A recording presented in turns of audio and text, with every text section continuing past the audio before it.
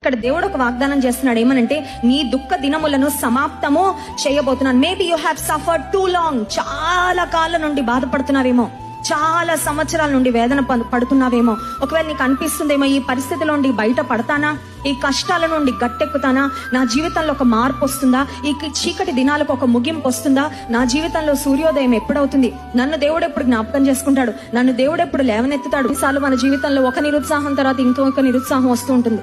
ఒక బాధ తర్వాత ఇంకొక బాధ, ఒక అవమానం తర్వాత ఇంకొక అవమానం, ఒక అపార్థం తర్వాత ఇంకొక అపార్థం, ఒక కష్టం తర్వాత ఇంకొక కష్టం, ఒక గుంటలోండి లేచామనుకోగానే ఇంకొక గుంటలో పడిపోవడం. ఇలాంటి పరిస్థితులు వస్తున్నప్పుడు అనిపిస్తుంది, ప్రవ్వా నా జీవితంలో మార్పు వస్తుందా, నా దుఃఖ దినములు సమాప్తములు అవుతాయా. కొన్నిసార్లు నెలలు సంవత్సరాలు ఎదురు చూడాల్సి వస్తుంది, కానీ విడుదల మాత్రం నిశ్చయం. హల్లెలూయా. ఆశీర్వాదం మాత్రం నిశ్చయం. Your hope will not be cut off. నీ నిరీక్షణ, దేవుని యందు నీ ఉంచిన నిరీక్షణ నిన్ను ఎన్నడూ సిగ్గుపరచదు.